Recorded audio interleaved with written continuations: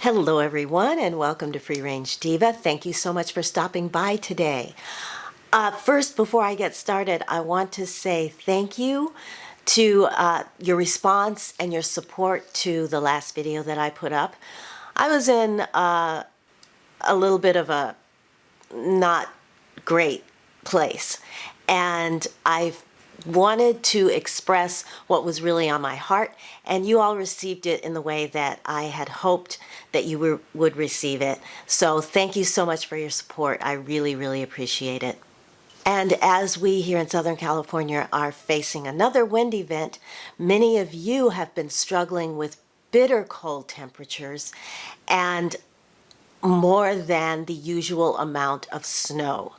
So I wanted to just let you all know that I remembered you in my prayers this morning, and I want you to be careful because frostbite can happen before you even realize it, and to check on your neighbors and your friends and make sure that someone's checking on you. Please just watch out for each other and stay safe out there. So as a thank you for last week's response, I have a gift for you today, and the gift is going to be this recipe for Clafoutis. What is that, you might ask? C-L-A-F-O-U-T-I-S. It's a French dessert that's basically fresh fruit in a batter.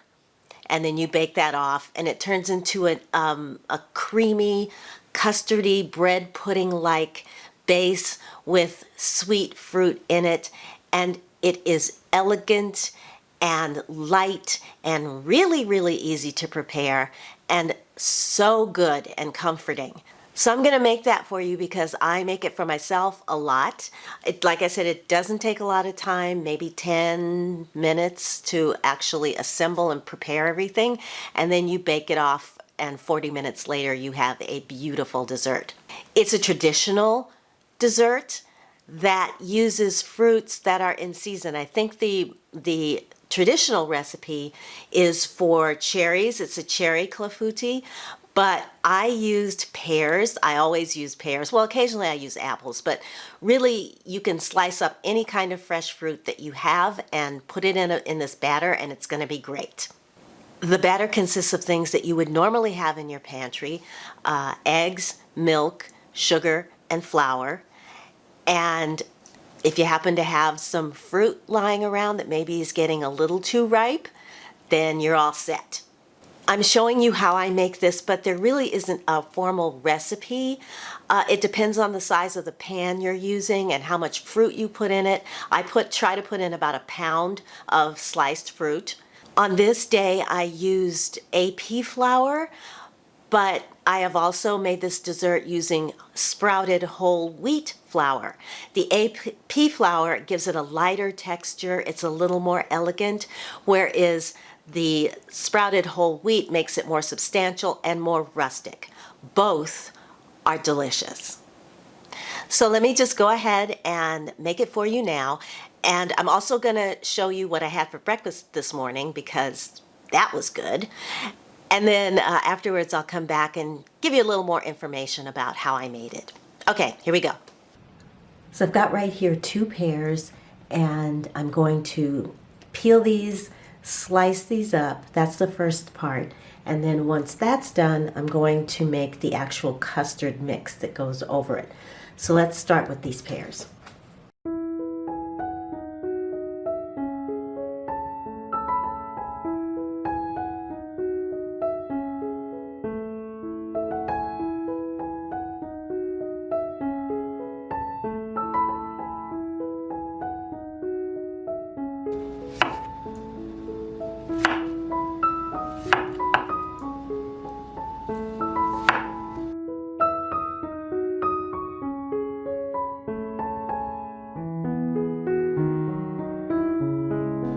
There you have it, 2 medium-sized pears, peeled, cored, and thinly sliced.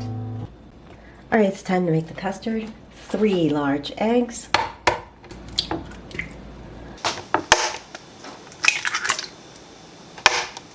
I have actually pared this recipe down from the original to fit into the baking pan, into this baking pan. You can't see it.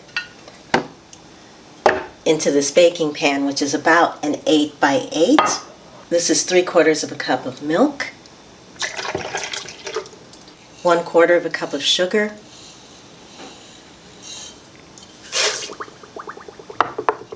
a teaspoon of vanilla. You did not see that. Because this is pears, I'm going to add a little bit of cardamom spice. It's about half a teaspoon. 1/4 of a cup of flour, all-purpose, and a pinch of salt. The consistency is going to be kind of like a bread pudding, bread custard consistency. So, all right, let's mix this up.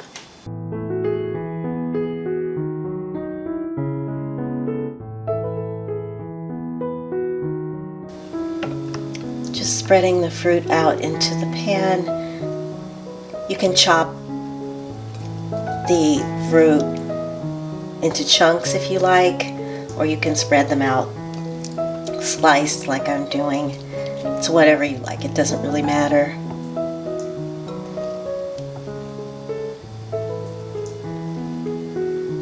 The oven has been preheating to 375 degrees. This is going to go in for about 35 minutes until it's nice and puffy and browned on top.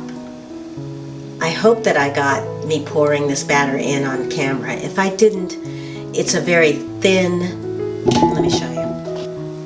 There you go, you can see it's a very thin batter. Thinner than pancake batter. While that's cooking, I wanted to show you what I had for breakfast this morning. But before I do that, I want to let you know that I actually misspoke about the baking time. It bakes at 375 degrees for 10 minutes, then you lower the heat to 350 and bake it for another 30 minutes, 30 to 35 minutes. And you'll know when it's ready, when it's puffed up, and when you insert a toothpick in it, it should come out clean. So here's what I wanted to show you. This is what I have for breakfast. This is a gluten-free organic rolled oats porridge with ancient grains. And the grains that it has in here are oats, amaranth, quinoa, chia seeds, and ground flax seeds. And this is really, really tasty.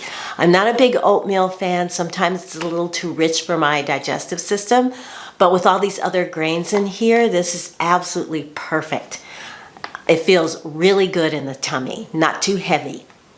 It's also got about 7 grams of fiber per serving and not enough protein for me. So to up the protein a little bit, I do add to it 1 scoop of the vanilla pure whey protein powder from Terrace Whey, and about a teaspoon or so of organic shelled hemp seeds. Mix all that together, and that keeps me full a lot longer than if I just had the oat cereal alone. But yeah, it's delicious. I add a little half and half, a little butter, and all the good stuff. I made it with apple juice. Sometimes I make it with tea and didn't sweeten it. I spiced it with cinnamon and nutmeg. Right out of the oven. Have to let it cool a little bit, but this is what it's supposed to look like. And the cake part of this will collapse a little bit. It rises up like a souffle, and as it cools, it'll get flatter, but it's really going to be delicious.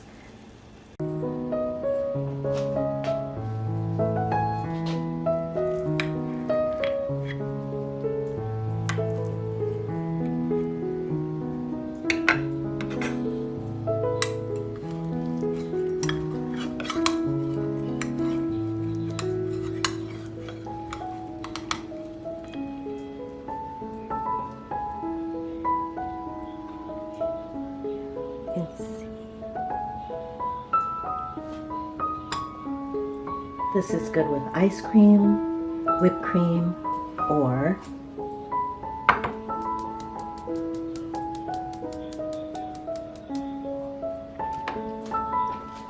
a sprinkling of powdered sugar.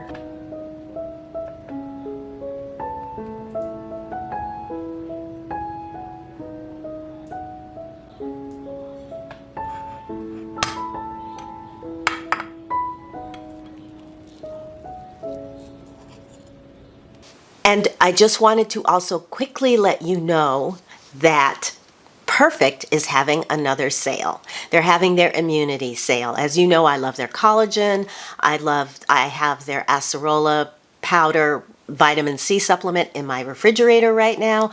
And actually, this sale is what they're calling their immunity sale. So they have 4 products for immunity, including the acerola powder, capsules.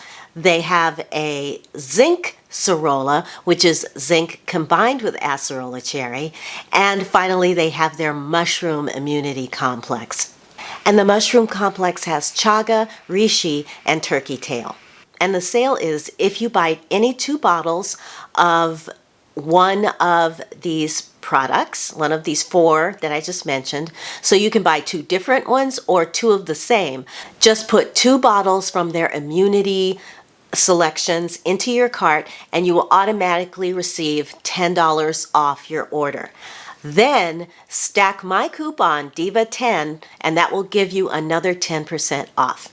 So if you're interested in some supplements for wellness and immunity at this time of year when everyone's getting colds and things, then check out Perfect and their sale. It ends on the 23rd.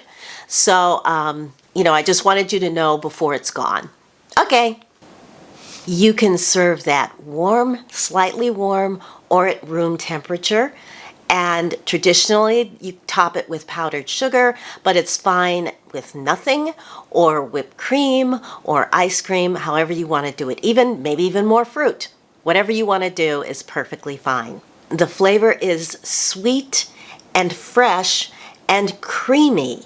And I think that's why it's a perfect dessert for families. The size of pan that I used will give you 4 servings, 4 generous servings.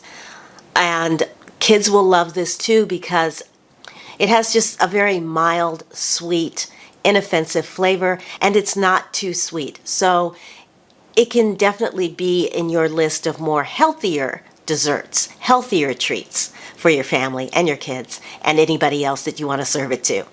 It's also good at breakfast, for breakfast and brunches, and as a snack with like afternoon coffee or tea. Also, the amounts, I have made this with 2 eggs. I made it with 3 today because I wanted a little bit more batter. I said in the video that I used 1/4 cup of flour and sugar, but actually I grabbed the wrong measuring cup and I ended up using 1/3 cup of flour and sugar, and it was I think I'm going to do that from now on because it was the best that I've ever made it. It looks and it tastes like a 4-star restaurant fancy dessert. And if you really want to get fancy, you can add some cognac or pear brandy to it, but I never do. I never have those things lying around, so it's perfectly fine without it. So please give this recipe a try. You can make it tonight if you happen to have eggs and milk and flour and fruit in your pantry. So if you do try it, let me know. And if you've made this before and you've made it using other fruit, tell me how you make it and what you put in it. Okay, that's it. Thank you so much for watching today. I hope you enjoyed this video. If you did, please give it a thumbs up. If you have any questions for me, then put them in the comments below and I'll answer them. And if you want to see more from me, then please consider subscribing and don't forget to hit the notification bell so you don't miss a thing here at Free Range Diva. Okay, everyone, until I see you in my next video, I'm going to wish you a wonderful day, wonderful week. Stay warm, stay safe, and I will talk to you again very, very soon. Bye!